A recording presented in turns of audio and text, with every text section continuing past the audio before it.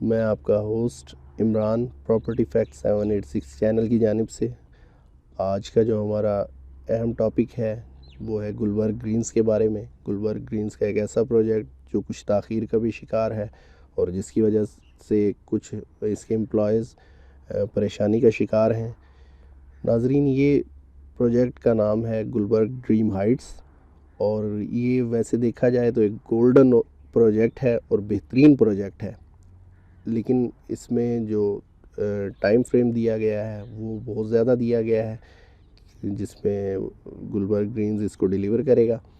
तो ये नाजरीन, ये प्रोजेक्ट जो है 2014 में स्टार्ट हुआ। इसकी लोकेशन है डी ब्लॉक में और फार्म हाउसेस के बिल्कुल करीब ये वाक़ है।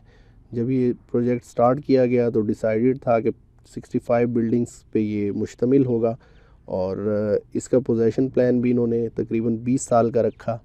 उसमें इजी इंस्टॉलमेंट पे अपने आईबी एम्प्लॉयज़ को इन्होंने ये दिया और इस पोजेसन प्लान के तहत ये 2034 में जाके तकरीबन रेडी होकर इसके अपने एम्प्लॉयज़ को मिलेगा। इसमें तकरीबन 30+ जो है बिल्डिंग्स ग्रे स्ट्रक्चर बन चुके हैं, जो कि गाए बगाए उसमें आहिस्ता आहिस्ता काम कभी कभी लगा रहता है, लेकिन सुस्त रवि का शिकार है।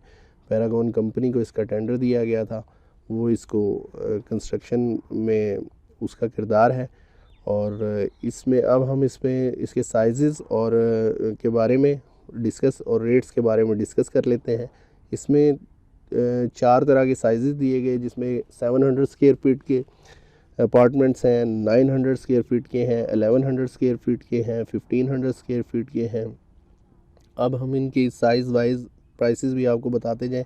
जब इन्होंने 2014 में डिक्लेयर किया था प्रोजेक्ट, तो इसमें इन्होंने डिसाइड किया था कि 700 स्क्वायर फीट वाले जो साइज़ हैं उसको 21,50,000 रुपये में इन्होंने डिक्लेयर किया। 900 स्क्वायर फीट को इन्होंने 22,50,000 रुपये में डिक्लेयर किया। 1100 का रेट जो इन्होंने निकाला वो 32,50,000 रुपये था और 1500 स्क्वायर फीट को इन्होंने तकरीबन 42,00,000 रुपये में इसका रेट निकाला। अब इसमें जो एक मुश्किल बात है और जो कि परेशान कुन बात है उन एम्प्लॉयज़ के लिए जो जिनको ये अलॉट किया गया, इसको इन्होंने शुरू में ही डिक्लेयर किया कि 2024 तक, मतलब 10 साल तक ये नॉन ट्रांसफ़रेबल रहेंगे और उसके बाद शायद इसका कोई मतलब इसको ट्रांसफ़रेबल किया जाए कि जिस अलॉटी को ये अलॉट किया गया है उसको शायद 2024 के बाद ये अलाउ हो जाए कि वो ट्रांसफ़र करा सके इसको। फिर इसमें हमारी कुछ एग्जेक्टिव मेंबर से भी हुई, उनसे हमने ये वजह पूछी और इस वजह को जानने की कोशिश की कि क्यों आपने ये पॉलिसी रखी है कि ये नॉन ट्रांसफ़रेबल है। तो उन्होंने ये बताया कि हम जो भी फ़ाइल या जो भी प्लॉट इस तरह अपने एम्प्लॉयज़ को देते हैं वो उसको सेल करते हैं और चले जाते हैं। तो यहाँ सिविल आते जा रहे हैं और जो आईबी एम्प्लॉयज़ की, आईबी वालों की इजारादारी यहाँ से ख़त्म हो रही है। तो इस बात से मैंने ये अंदाज़ा लगाया कि शायद 2024 के बाद भी इसको वो ट्रांसफ़रेबल ना करें।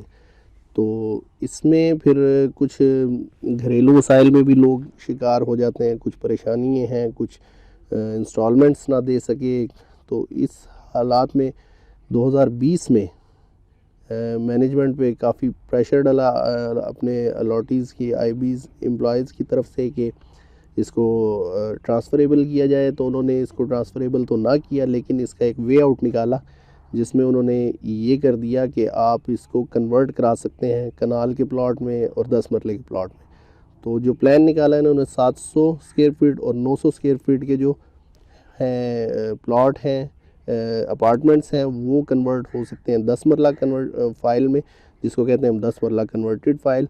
और 1100 और 1500 वाले जो अपार्टमेंट्स थे उनको कन्वर्ट किया जा सकता है एक कनाल में। और इसका एक तरीक़ाकार वाज़े कर दिया गया जिसमें एक सिंपल एप्लीकेशन दी जाती है जनरल सेक्रेटरी IBECHS के नाम, और वो इस पे 1 से 2 दिन में प्रोसेस करके इसको ट्रांसफ़रेबल कर लेते हैं। अब मैनेजमेंट की भी ख्वाहिश ये है कि ये ज़्यादा से ज़्यादा अपार्टमेंट्स जो है ट्रांसफ़र हो जाएं, क्योंकि जिन रेट्स पे ये दिए गए हैं उससे ज़्यादा तो इस वक्त इनकी कंस्ट्रक्शन कॉस्ट बन रही है। तो वो इसको चाह रहे हैं कि ज़्यादा से ज़्यादा लोग इसको कन्वर्ट करा लें।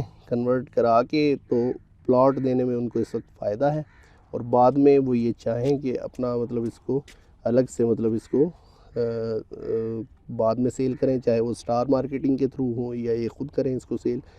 तो इसमें अब एक इशू ये बना कि जैसा कि ट्रांसफ़रेबल नहीं है, तो कुछ लोगों ने इसको उस पर एफिडेविट पे ख़रीदना शुरू कर दिया, लेकिन उसमें एक रिस्क है कि अगर ये 10 साल बाद भी ट्रांसफ़रेबल नहीं होगा और अलॉटी किसी वक्त खुदा न खास्ता वो उसकी डेथ वाक़ई हो जाए, तो फिर ये लेना बहुत मुश्किल हो जाएगा।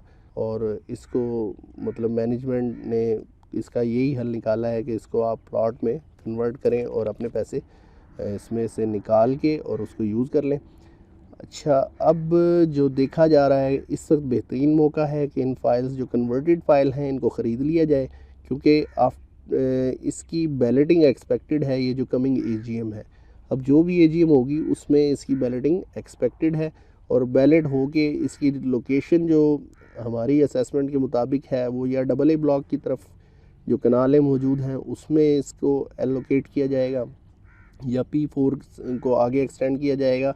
लैंड सोसाइटी ने एक्वायर कर ली है, लैंड सोसाइटी के पास बेतहाशा मौजूद है, और जैसे ये मैप पे आएगा तो इसमें एक अच्छा बूम है, और जिनके पास ये फाइल उस वक्त मौजूद होंगी वो बेहतरीन इसमें से सरमाया निकाल सकेंगे और उनको अच्छा आउटपुट आएगा। इसमें फ्लैट्स जो हैं बज़ाहिर ख़ुद एक बहुत अच्छी इन्वेस्टमेंट है, अगर अलॉटी इसको कंटिन्यू रखता है और वो इसको टिल एंड तक कर ले, तो ये मतलब अगर 42 लाख वाला फ़्लैट है तो ये शायद 3-4 करोड़ प्लस में भी चला जाए 2034 में। तो इसकी भी एस्टिमेट हम कुछ और ही देख रहे हैं कि मतलब मैं यहाँ पे बताऊँ तो शायद कोई यकीन ना करे, शायद 8 से 10 करोड़ पे भी इसका रेट चला जाए। तो ये फार्म हाउसेस के बहुत नज़दीक है, बिल्कुल इसके साथ फार्म हाउसेस मौजूद हैं। तो इसमें अगर इन्वेस्ट किया जाए, इसमें कन्वर्टेड कनाल जो इसके अगेंस्ट मिल रही हैं वो भी एक अच्छी इन्वेस्टमेंट है, और उसका जो है फिर उसका भी इंस्टॉलमेंट प्लान शुरू हो जाता है। सिविल जो भी उसको परचेज़ करता है उस फाइल को, उसमें कॉस्ट ऑफ लैंड उसको पे करना पड़ती है, क्योंकि 17,50,000 पे थी। अब सोसाइटी ने कोई रूल चेंज किया है कि 24,50,000 मिनिमम पे करेगा, और टोटल कॉस्ट इस प्लॉट की जो इसके अगेंस्ट मिल रहा है वो 35 लाख है। 35 लाख के अंदर अंदर आप ने मतलब इंस्टॉलमेंट्स पे करनी है उसकी, और आपको एक कनाल का प्लॉट गुलबर्ग में मिलता है जो कि 35 लाख का बनेगा। उस पर डिफरेंट टाइम में डिफरेंट प्रॉफिट चल रहे हैं।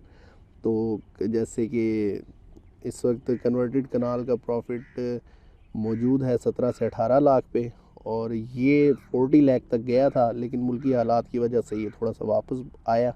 और अब जो है इसमें बैलेटिंग जैसे जैसे नज़दीक आएगी, एजीएम इसकी जैसे जैसे नज़दीक डेट आएगी तो इसमें बूम आएगा।